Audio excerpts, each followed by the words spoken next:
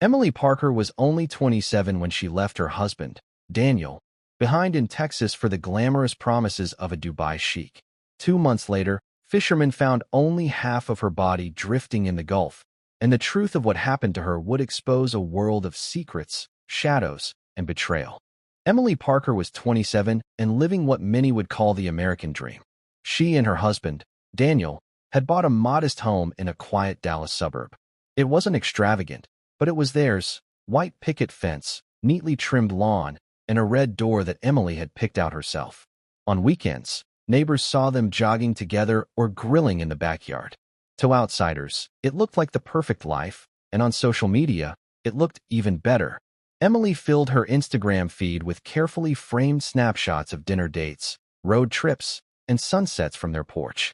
Each post painted the picture of a couple who had everything figured out.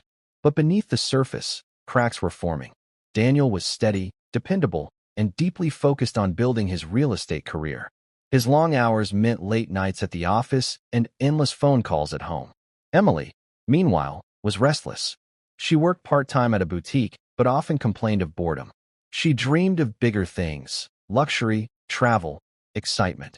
Things she only saw through the glossy screens of her phone. Each scroll through Instagram was like a glimpse into the life she believed she deserved, but didn't have. Emily's closest friend, Megan, had noticed the change. The once content young woman now seemed distracted, detached, and consumed by envy of influencers flaunting designer clothes and exotic vacations. Even Daniel noticed her drifting away, though he didn't know how to pull her back. He thought stability would make her happy, but stability had started to feel like a cage. The perfect marriage everyone admired was no longer perfect at all. Emily wanted more, and while she didn't yet know how far she would go to get it, the quiet suburban home in Dallas was slowly suffocating her. It started as nothing more than a notification on Emily's phone, a direct message from an account she didn't recognize. The profile picture showed the skyline of Dubai, and the name was foreign, almost formal. At first, she assumed it was spam and ignored it. Hours later, curiosity got the better of her, and she opened the message. It was polite, complimentary, and strangely specific. The sender claimed to be an assistant to Sheikh Khalid, a man described as one of Dubai's wealthiest figures. The words were carefully chosen, full of flattery, and hinted at opportunities beyond anything Emily had ever experienced. The message spoke of luxury travel, designer fashion, private events, and access to a lifestyle only reserved for the elite. Emily laughed at the absurdity, but she didn't delete it. Something about it stuck in her mind. That night, while Daniel worked late on his laptop, she read the message again, wondering if it could somehow be real. Within a few days, another message arrived, this time more personal, more engaging. The tone was warm, as though they already knew her. The compliments were sharper, tailored to her photos, her style, her interests. Soon, daily conversations became routine. The assistant described Dubai as a paradise, where the Sheikh valued beauty, sophistication, and intelligence. Emily was told she was exactly the kind of woman he wanted to meet. She never told Daniel, but she confessed pieces of it to her best friend, Megan. Megan immediately warned her, calling it dangerous and manipulative. Emily brushed it off, saying it was harmless fantasy. Yet deep down, it didn't feel harmless. It felt thrilling. For the first time in months, Emily felt noticed, chosen, and important. She didn't know it yet, but that small decision to respond would set everything in motion. Daniel never saw it coming. One morning, Emily packed a small suitcase, said she needed time away to clear her head, and left the house without looking back. He stood frozen, trying to make sense of her words, convinced it was nothing more than a temporary break. For the first few days, he clung to hope, thinking she would call and apologize, that she would walk back through the red door and life would return to normal. But instead, his phone buzzed with messages from friends showing him photos that had started surfacing online. Emily was in Dubai. The images were shocking. Her draped in luxury gowns, shopping in glittering malls, lounging in hotels far beyond anything Daniel could afford. The woman in those pictures barely resembled the Emily he knew. She looked radiant, almost untouchable, standing beside sleek cars and surrounded by people dressed in wealth. The captions were vague, but the story they told was obvious. She had left behind her quiet Texas life for something extravagant. Rumors spread quickly in their neighborhood. Some whispered that she had been swept away by Sheikh Khalid, while others claimed she was simply chasing attention. Megan, her closest friend, was furious. She tried calling Emily dozens of times, but her messages went unanswered. Daniel, on the other hand, said nothing publicly. He endured pitying looks from neighbors and cruel gossip about how his wife had abandoned him for another man. Inside their empty home, silence weighed heavily. The house that once felt full of laughter now echoed with loneliness. Daniel replayed their last conversation over and over, searching for signs he had missed. But the truth was brutal. Emily hadn't just left for a break. She had left for a new life, and she wasn't planning to come back. The excitement that once filled Emily's social media feeds suddenly vanished. After weeks of glamorous photos and posts, her accounts went silent. No new outfits, no glittering hotel rooms, no updates from Dubai. At first, her followers assumed she was simply enjoying privacy. But as days turned into weeks, the silence became unsettling. For someone who loved attention, disappearing without explanation was out of character. Megan noticed the change immediately. She had been tracking Emily's activity, still furious but also deeply worried. Calls went straight to voicemail. Texts were left unread. Megan tried reaching out to people who had appeared in Emily's photos, but none responded. When she pressed harder, some accounts were mysteriously deleted. It was as though Emily's digital footprint was being erased in real time. Daniel, meanwhile, grew restless. He had spent the first weeks of her departure in denial, hoping she would come back on her own. But now, fear crept in. He began calling numbers linked to Dubai, using contacts from his business network, trying to find out if anyone had seen her. The responses were vague, evasive, and unsatisfying. One person claimed she was busy. Another said she had moved on. But no one could provide proof of where she actually was. Friends in Dallas speculated wildly. Some thought Emily had run off to live permanently in Dubai, cutting ties with everyone back home. Others whispered darker theories, that she was trapped, controlled, or worse. Megan's gut told her something was seriously wrong. Emily had been chasing a fantasy, but now she was gone without explanation. By the end of the fourth week, even the most hopeful people began to accept that Emily hadn't just gone quiet by choice. Something had happened, and the silence was no longer just strange, it was terrifying. The news broke on a humid morning along the Texas coast. A group of fishermen working near Galveston pulled in their nets and discovered something that froze them in horror. Tangled among seaweed and debris was the lower half of a woman's body. At first, they thought it was some grotesque accident, a tragic case of someone lost at sea. But when authorities arrived, the truth became more sinister. Forensic testing confirmed what many had feared. The remains belonged to Emily Parker. The revelation sent shockwaves through Dallas. The glamorous young woman who had once been pictured sipping cocktails in Dubai hotels was now reduced to a fragment of a body washed up miles away in her home state. The media pounced on the story, plastering her smiling face alongside grim headlines. Reporters questioned how she could have gone from living in luxury to such a brutal fate in only a matter of weeks. For Daniel, the confirmation was devastating. He had clung to hope that Emily might return, even after her disappearance grew suspicious. Now, that hope was crushed. Megan, too, was shattered, her anger giving way to grief. The public, however, was captivated by the mystery. How had Emily's remains ended up back in Texas waters if she had last been seen in Dubai? Investigators quickly realized the case was far from simple. There were no signs of accidental drowning. The body had been deliberately mutilated, cut cleanly at the waist, and discarded. The missing upper half made it impossible to determine the full extent of the violence she had endured. What was clear was chilling. Someone had gone to great lengths to ensure her story ended not with answers, but with fragments. The hunt for the truth had only just begun.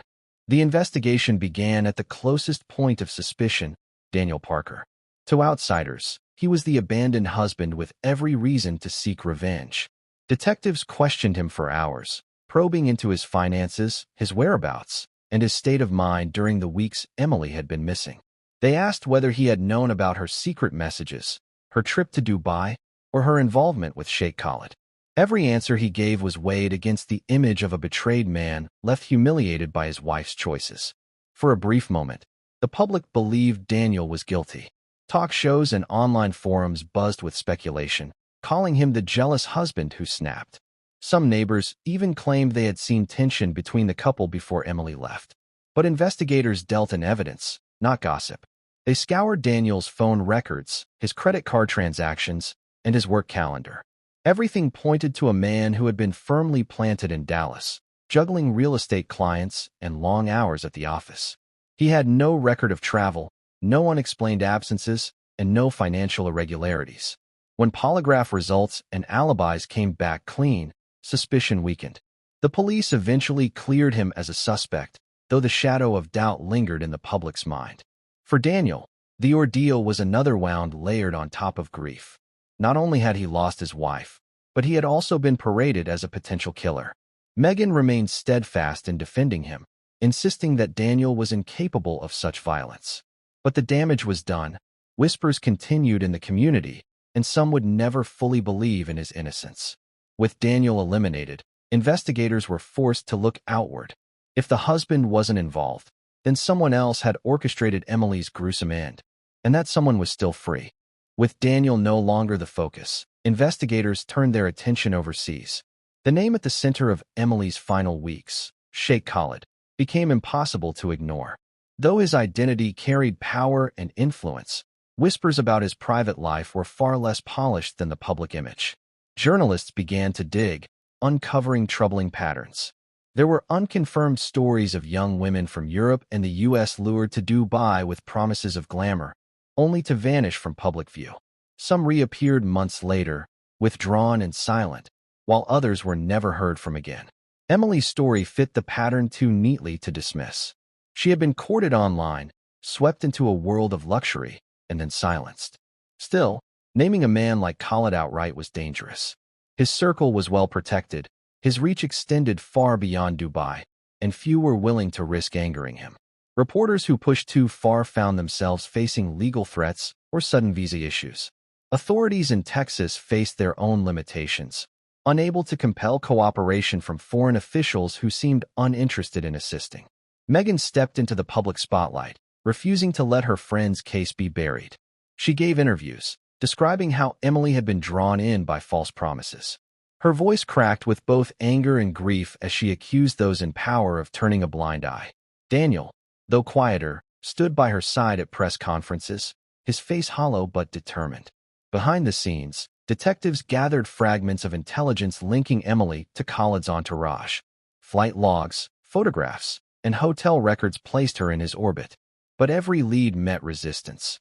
Every attempt to pursue the truth hit a wall of wealth and influence. The case was no longer just about Emily. It was about the power to bury the lives of women who crossed the wrong path. The deeper investigators dug, the more the case shifted from a story of betrayal to one of organized crime. A troubling theory began to take shape. Emily had not been living in luxury as a guest of the Sheikh, but had instead been funneled into a trafficking network operating in the shadows of wealth.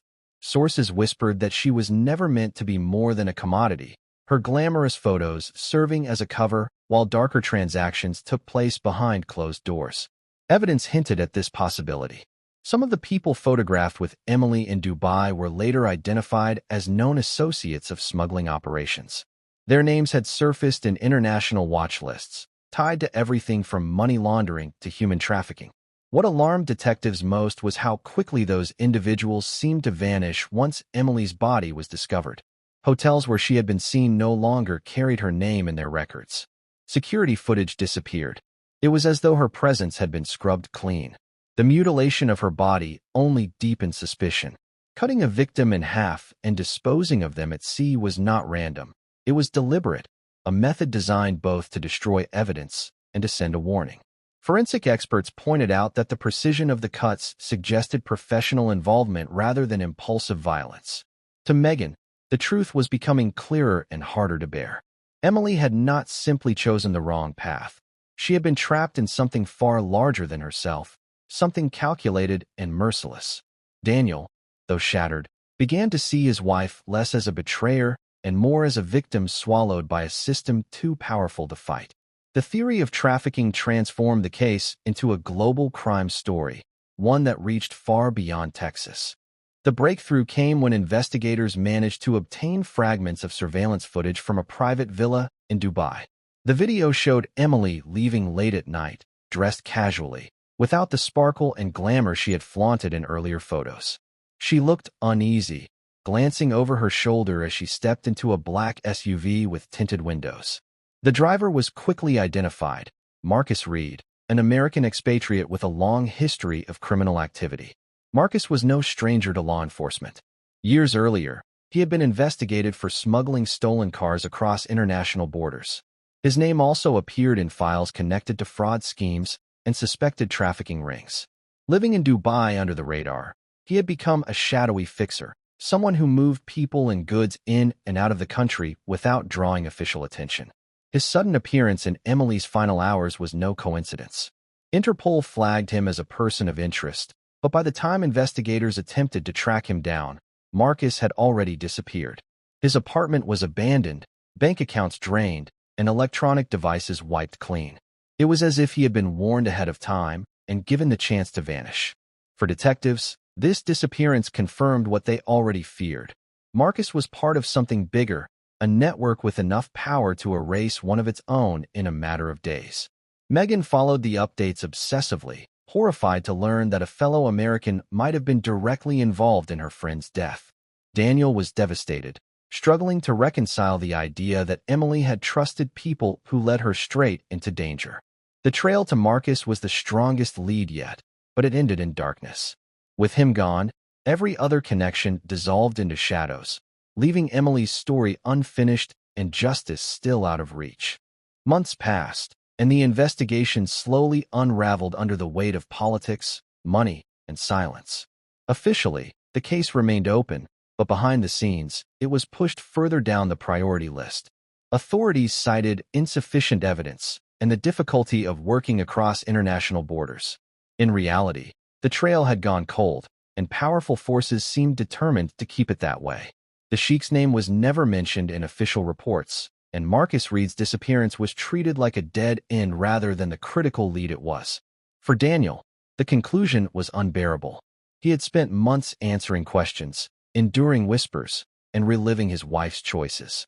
Now, all he had left was grief and uncertainty. Emily's body had been returned to him for burial, but only half of her. The missing upper half became a haunting symbol of the truth he might never know. He buried what was found in a quiet ceremony, avoiding cameras and reporters, his face etched with sorrow. Megan refused to let go so easily. She became a vocal advocate, using Emily's story to raise awareness about the dangers of being lured by false promises abroad. She spoke at universities, appeared on podcasts, and wrote articles demanding accountability. Yet even her efforts were met with resistance, as those with influence worked to downplay the scandal. The public, once consumed by the sensational headlines, eventually moved on to other stories. Emily's fate became just another unsolved mystery, remembered only by those closest to her. The case stood as a chilling reminder of how easily power could erase truth, and how some lives, no matter how brightly they shined for a brief moment, could be swallowed whole by shadows. The final, haunting fact remained. Only half of Emily was ever found.